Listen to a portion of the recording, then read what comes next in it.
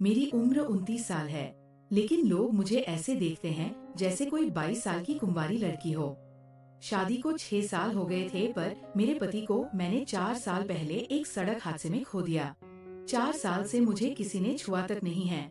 गांव के सभी लोग, बूढ़े और जवान, मुझ पर फिदा रहते हैं। सच कहूँ तो मुझे अंदर ही अंदर बहुत अच्छा महसूस होता है, क्योंकि मैं भी एक औरत हूँ। मेरे भी अरमान हैं।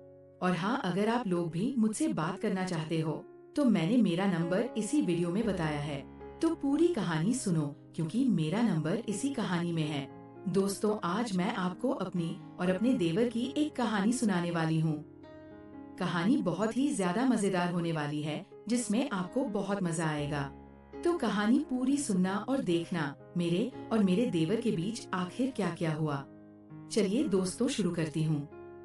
हेलो दोस्तों, सबसे पहले मैं आपसे रिक्वेस्ट करना चाहती हूँ कि वीडियो देखने के बाद सब्सक्राइब जरूर कर लीजिएगा।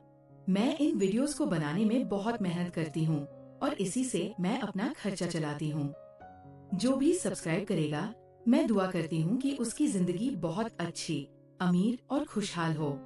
प्लीज प्लीज सब्सक्राइब कर लीजिएगा। हेलो दोस्तों, सबसे पहले तो दिल से शुक्रिया उन सबका जो मेरी आवाज सुनने के लिए रुकते हैं। मैं हूँ आपकी सुनीता। घर में बस मैं, मेरी सासुर और वो में मेरा देवर राहुल। राहुल मुझसे 5 साल छोटा है, यानी 24 का। पढ़ाई पूरी करके गांव वापस आया। अब खेती बाड़ी संभालता है और थोड़ा मोटा ठेका भी देखता है। मैं बताऊं अपनी सूरत के बारे में थोड़ा। लोग कहते हैं कि विधवा होकर भी मैं अब भी बहुत अच्छी लगती हूँ। रंग गोरा पर वो गेहूं, और वो दूध जैसा नहीं, हल्का सा जो गर्मियों में और निखर आता है। आंखें बड़ी बड़ी काजल लगाने की आदत है। बाल लंबे काले, कमर पतली, और हाँ, ऊपर नीचे दोनों तरफ थोड़ा भराव है, जो साड़ी में अच्छा लगता है। घर में साड़ी ही पहनती हूँ, कभी पटियाला कभी सलवार, पर तन्ने पर ज्यादातर साड़ी ही, क्योंकि सास कहती है बहू विधवा होकर भी घर की इज्जत बनाए रख। अब बात करते हैं उसकी, राहुल की। शुरू शुरू में तो वह बस एक साधारण लड़का लगता था। मेरे सामने आंखें झुकाकर बात करता, जी भाभी, हाँ भाभी। पर धीरे धीरे कुछ बदलाव आने लगा। नहीं कि वह कुछ गलत करता, पर उसकी नजरें मेरे चेहरे से ज्यादा देर तक नहीं रुकती थी। नीचे सरक जाती थी, कभी मेरी कमर पर, कभी कूल्हों की तरफ, कभी ब्लाउज की तरफ। और जब मैं उसे देखती, वह झट से नजर हटा लेता, चेहरा लाल हो जाता। मैं समझ गई थी कि उसके मन में कुछ चल रहा है, और सच कहूँ तो मेरे मन में भी कुछ हलचल होने लगी थी। 5 साल हो गए थे किसी पुरुष के स्पर्श को। मैं भी सोचती, हाय अकेलापन। रात को अकेले लेटकर कभी कभी शरीर तड़प उठता, पर मैं खुद को रोकती, क्योंकि ये घर है, ये रिश्ता है, ये समाज है। एक शाम की बात है, मैं बगीचे में फूलों को पानी दे रही थी। साड़ी का पल्लू कंधे से सरका हुआ था, क्योंकि हवा चल रही थी। राहुल खेत से लौटा था, मिट्टी से सना हुआ, पसीना पसीना। वो सीधा मेरे पास आया और बोला, भाभी, आज बहुत गर्मी थी, पानी पीने को जी चाह रहा है। मैंने मुड़कर उसे देखा। उसकी आंखें मेरे चेहरे पर थी, लेकिन फिर धीरे धीरे नीचे गई, जहाँ पल्लू थोड़ा सा और सरक गया था। मैंने जानबूझकर पल्लू को तुरंत नहीं ठीक किया, बस हल्के से मुस्कुराई और बोली, अंदर फ्रिज में रखा है, जा ले आ। वो अंदर गया, लेकिन लौटते वक्त फिर रुक गया। मेरे ठीक पीछे खड़ा हो गया। मैं फूलों को पानी दे रही थी, थोड़ा झुककर। मेरी कमर खुली हुई थी। वह इतना करीब था कि उसकी सांस मेरी पीठ पर लग रही थी। भाभी, आपका पल्लू, उसने धीरे से कहा। मैंने पीछे मुड़कर देखा। अरे हाँ, धन्यवाद। और मैंने धीरे धीरे पल्लू ठीक किया, जानबूझकर थोड़ा धीमा करके। उसकी आंखें मेरे हाथों को फॉलो कर रही थी। उस शाम के बाद उसकी हिम्मत थोड़ी बढ़ गई। वह मेरे पास ज्यादा आने लगा। कभी बोलेगा, भाभी आज सब्जी बहुत स्वादिष्ट बनी है, जैसे कोई बहुत प्यार से बनाई हो। मैं हंसकर कहती, अच्छा तो रोज प्यार से बना दूंगी। वो शर्माकर चुप हो जाता। एक दिन दोपहर में मैं खेत में सब्जियां तोड़ रही थी। गर्मी बहुत थी। मैंने साड़ी का पल्लू कमर में ठूंस लिया था, ताकि काम आसान हो। ब्लाउज का नीचे का हिस्सा थोड़ा ऊपर चढ़ा हुआ था। पसीने से पेट चमक रहा था।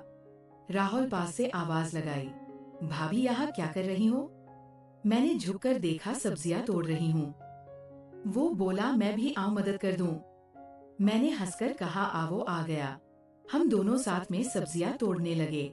कई बार उसके हाथ मेरे हाथ से टकराए, कई बार उसकी बाह मेरी कमर को छू गई। मैं चुप रही। एक भारी टोकरी थी, बहुत भारी। हम दोनों ने मिलकर उठाने की कोशिश की। मैं आगे थी, वो पीछे। उठाते वक्त उसका पूरा शरीर मेरे पीछे सट गया। मैंने महसूस किया उसकी सख्ती मेरी कमर के नीचे वाली जगह पर। एक पल के लिए दोनों रुक गए। मैंने धीरे से कहा, राहुल संभल के। वो हड़बड़ा गया। सॉरी भाभी, टोकरी भारी थी। मैंने कुछ नहीं कहा, बस मुस्कुराई और काम में लग गई। पर उस दिन के बाद वह स्पर्श मेरे दिमाग में बार बार आने लगा। धीरे धीरे बातें घरेलू होने लगी। वो मेरे साथ रसोई में खड़ा होकर बात करने लगा। कभी मेरी रेसिपी पूछता, कभी मेरी मदद करता, कभी मेरे बालों में उलझा धागा निकाल देता। एक शाम मैंने उसे कहा, राहुल तू शादी कब करेगा? इतना बड़ा हो गया है। वो मेरी तरफ देखकर बोला, भाभी अभी मन नहीं लगता किसी में। मैंने पूछा, क्यों, कोई पसंद नहीं आई? वो मेरी आंखों में देखकर बोला, पसंद तो बहुत पहले हो गई थी, पर वो किसी और की हो चुकी थी। मेरा दिल जोर से धड़का। मैं समझ गई वो किसकी बात कर रहा है, पर मैंने कुछ नहीं कहा, बस मुस्कुराई और रसोई में चली गई। अगले कुछ महीने ऐसे ही बीते। वो मेरे पास आता, मैं उसे थोड़ा बहुत इशारा देती, वो और करीब आता, मैं थोड़ा पीछे हटती। खेल चलता रहा। पर एक दिन मामला थोड़ा आगे बढ़ा। सास ससुर किसी रिश्तेदार के यहाँ 2 दिन के लिए गए हुए थे। घर में सिर्फ मैं और राहुल। रात के करीब 10 बजे मैंने खाना बनाया था। आलू की पराठा, दाल, चावल। हम दोनों छोटी सी चारपाई पर ही बैठकर खा रहे थे। कम थी। वो मेरे ठीक सामने बैठा था। खाना खाते खाते उसने अचानक कहा, भाभी आपकी बनाई चीजें बहुत स्वादिष्ट होती हैं। मैंने हंसकर कहा, बस यही सुनना अच्छा लगता है। वो बोला, नहीं भाभी, सच में आप जहाँ हाथ लगाती हो वहाँ जादू हो जाता है। मैंने नजरें मिलाई। जादू मतलब? वो शर्माया। मतलब आपकी हर चीज में कुछ खास है। मैंने हल्के से पल्लू ठीक किया, जानबूझकर थोड़ा नीचे। अच्छा तो फिर रोज देख लिया कर। कौन रोक रहा है? उसका चेहरा लाल हो गया। वह चुपचाप खाना खाने लगा। खाना खत्म होने के बाद मैं बर्तन मांजने लगी। वो मेरे पीछे आ खड़ा हुआ। भाभी मैं मदद कर दूं? नहीं, तू जा आराम कर। पर वो नहीं गया, मेरे ठीक पीछे खड़ा रहा। मैं झुकी हुई थी। पानी के छींटे मेरे ब्लाउज पर लग रहे थे। पल्लू गीला होकर चिपक गया। वो धीरे से बोला, भाभी आप बहुत सुंदर लग रही हो। मैंने बिना मुद्दे कहा, अभी हाँ। मैं बुद्धि उसकी आंखों में वह प्यास साफ दिख रही थी। मैंने धीरे से कहा, राहुल ये सब ठीक नहीं है। वो बोला, मैं जानता हूँ भाभी, पर मैं क्या करूँ? मैं खुद को रोक नहीं पा रहा। मैं चुप रही।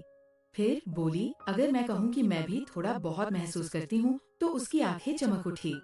सच में भाभी, मैंने सिर हिलाया। पर हम ऐसा कुछ नहीं करेंगे जो गलत हो, समझे?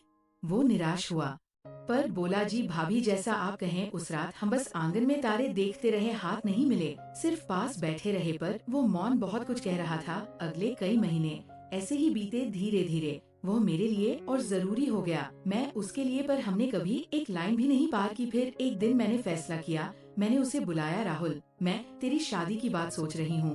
वो चौंक गया, भाभी? हाँ, तुझे एक अच्छी बहू लानी है, मैं तेरी भाभी रहूंगी हमेशा। वो रो पड़ा, बहुत रोया। भाभी आप मेरी जिंदगी हो, मैं आपसे दूर नहीं रह सकता। मैंने उसके सिर पर हाथ रखा। मैं भी तेरे बिना अधूरी हूँ, पर ये रिश्ता पवित्र रहेगा। मैं तेरी माँ जैसी, बहन जैसी, दोस्त जैसी रहूंगी। वो रोता रहा। फिर मैंने उसकी शादी तय की। लड़की का नाम था रीमा।